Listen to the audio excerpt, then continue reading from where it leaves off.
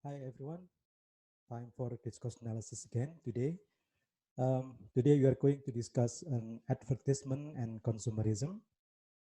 Let's go to my PowerPoint slides.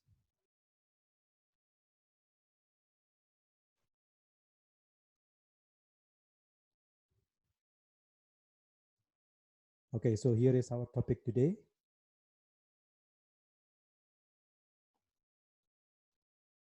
Let me enlarge the screen.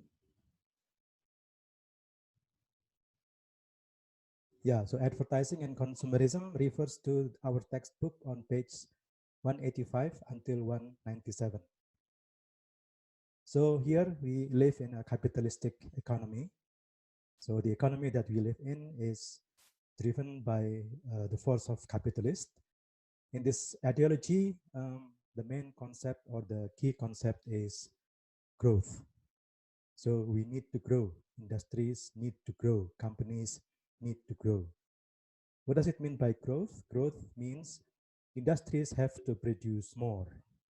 Industries have to turn out more goods, more service, more and more and more. So consequently, more people have to buy more and more. Otherwise, the industries will collapse because no one will buy from them, right?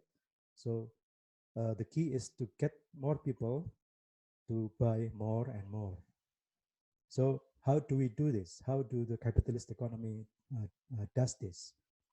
Uh, it turns to advertisements, which in turn encourage the people or encourage us, the customers, to consume more, to buy more.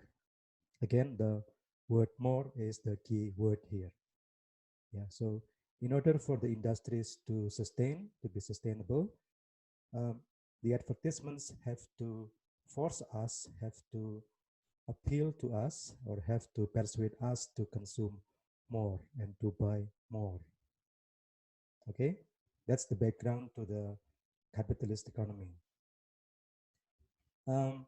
When you look at advertisements, which are actually driven by the capitalist economy, advertisements invoke this kind of feelings in human beings.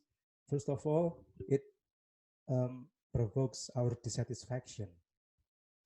It's like asking to us, are you satisfied with only this kind of car? Yeah. Don't you think that you need a better car? Yeah. So this kind of questions gets us to be dissatisfied with our condition. Second one is greed. The advertisements have to exploit the feeling of greedy in human beings. So it's like asking us, you only have one, whereas two will be better. Yeah, so consider buying another one and another one, yeah, and another one. So greed is being used here to make the consumers buy more. The third one is what we call envy. The advertisements have to make us envious all of the time. It's like asking, your neighbor has bought this brand and you haven't. Aren't you embarrassed that your neighbor seems to be better than you, seems to be more modern than you? Yeah. So this will make us envious to the neighbors. And then consequently, we will be thinking about buying the same brand or buying the same goods as the neighbors did, right? The fourth one is hunger for power. Everybody is hungry for power. So it's like the advertisement tempts us by saying, your clothes make you look weak. Here, this outfit will make you look more powerful. Yeah, so this is the hunger for power is being exploited, is being cleverly provoked. And as a result, we will consider to buy more, to buy new one, because we think that the new good or the new service will give us more power. Okay, so these are the ways of the advertisements to get us to buy more. Now, advertisements often portray products as power. Some products like engines or arms or tools do deliver power because they are designed to have power. Yeah. But some other products are portrayed as agents to make it powerful. Originally, they are not designed to give power, but clever advertisements will describe them, will present them as if they were powerful, as if they had this power to be powerful. Yeah. So for example, you have an advertisements line like this one. This smartphone connects you to every corner of the earth. See, the word connects here is an implied message that the smartphone is powerful enough to connect you to every corner of the earth. Yeah, so the message behind this is that the smartphone is a very powerful means by which you can be connected to every corner of the earth. It has the power of connecting you to every spot on the earth. See, this is the products presented as powerful means. The next one is buying is presented or is described as problem solving. So many advertisements promotes the idea that buying or using the advertised product will solve the buyer's problem. Sometimes the word problem and solution are explicitly used, as in this one, have problems with dust. Sweepclean is the solution. So you see that the word problems here and the solution are used explicitly, are stated explicitly. But sometimes they are implicit, like the last sentence here. Many fight cancer and die. Of course, this is a problem, right? This herbal medicine comes to the rescue. Now, the next sentence or the second sentence offers a solution to the problem in the first sentence, right? So this is an example of how advertisements suggest the idea that if we buy things, if we use some services, it solves our problems. Okay. Transfer of quality. Also, advertisements is very clever in that it suggests the idea that if you buy a certain brand or if you use a certain service, then a quality in that product or in that service will be transferred to you. Yeah, so for example, let's see a diamond ring. A diamond ring is not only beautiful, but it's also very powerful, very strong. Yeah, a diamond ring is very strong. Now, the quality of being strong somehow is transferred to you. If you own a diamond ring or if you wear a diamond ring, you will be as strong as a diamond ring. If you give this in the context of a relationship with you and your loved one, the relationship itself will also be as strong as the diamond ring.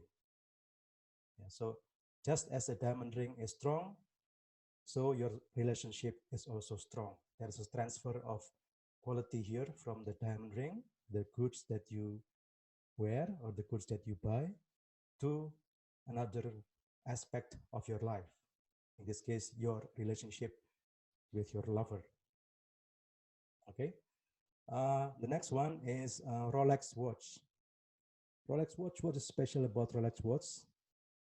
Yes, it is portrayed as a being very reliable and excellent. Yeah. Rolex watch is because it is expensive. It promises reliability and excellence. Now, this quality of the Rolex watch is transferred to you if you wear the watch. So if you wear the watch, you will also have the reliability and excellence just as a Rolex watch does. Okay, so this is how the quality of a product is transferred to you as the owner of the product. And this is also an idea which is suggested or reinforced by the advertisement. Okay. Another one is advertisements suggests the idea that we can achieve the identity, the certain identity that we wish to have can be achieved if we buy certain goods or use certain services. So for example, if you use Apple gadgets, maybe Apple notebook or Apple smartphones, you are assuming identity which is different from those of Windows users. It's just like saying to the others, look, my gadgets is Apple. It's not like yours. You use Windows. Yeah, those are for the mass, for the lower people. But look at me, my gadgets is more unique, it's more expensive, yeah, and that is my identity. So my identity with this Apple product is different from you who use Windows or Microsoft product. Okay. Another one is bags, like the bags branded Hermes, yeah, Hermes. Hermes also promises an identity of an upper class society. So if you buy and if you own Hermes bags, then you also have the identity of being an upper class society. So these two products, Apple and Hermes, prove the fact that actually we want to achieve a certain identity by wearing them, by using them, by buying them.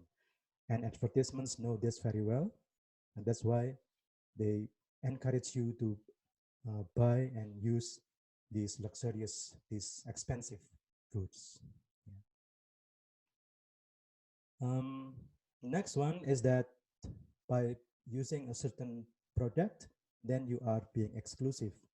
And in these days, being exclusive means being special, yeah?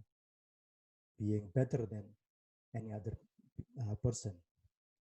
So, for example, you can probably see in your daily life many advertisements about housing, and it goes like this: enjoy an exclusive lifestyle at the Tidar housing complex. Yeah, commonly in advertisement for a housing complex, the word exclusive is there.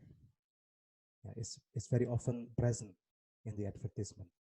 Why? Because it wants to put the idea in our mind that if you go there and if you buy the houses there, then you can be exclusive. Now, being exclusive means being better than other people. Okay, so that's also the way of advertisements.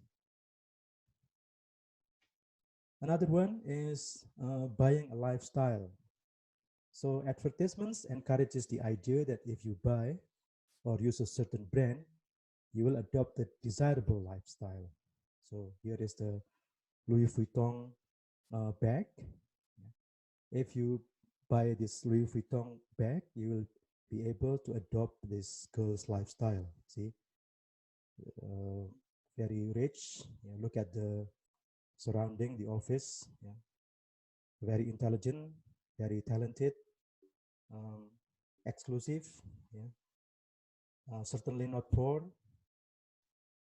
Certainly rich. Yeah, because you buy the Louis Vuitton bag here. If you buy this Louis Vuitton bag, then you'll be able to adopt the lifestyle of this girl, of this young woman. Yeah, being free, independent, smart, ambitious, rich, and enjoy this kind of lifestyle. Okay, so that's how advertisements get us to buy more and more. So advertisements promotes consumerism. Advertisements goes hand in hand with consumerism. Yeah, the better it does its job to get us to buy more, the more the consumerism prevails.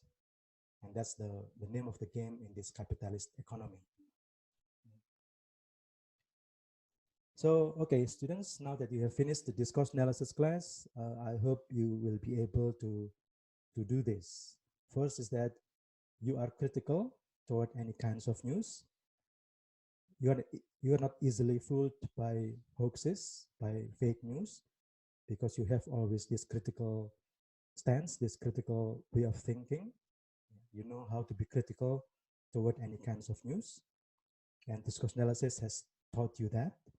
Second is that you will be able to craft news and information that shapes people's mind and impose your ideology on them without them being aware of it. Now, this is a very powerful way of shaping people's mind without those people being aware that you are actually shaping their mind through your writing, through your advertisements, through your promotion.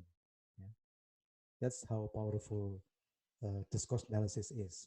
If you know the arts of shaping people's mind through language, then that's it. You have the power of putting the ideology in people's mind, driving them to certain ideology subconsciously. Yeah, they will acquire the ideology, they will approve the ideology, they will even follow the ideology, they will adhere to the ideology without them being aware that you're actually driving them to that ideology. Isn't that superb? Okay, and the last one is also you can now make effective advertisements. You know what kinds of advertisements will appeal to the mass, will appeal to the public. You know what kind of advertisements will catch their attention, will be eye-catching. So these are the three skills that I hope you can bring with you once we have finished this discourse analysis class. Okay, thank you for listening. Thank you for taking discourse analysis class with me. Good luck for your future. Okay, let me go back to the...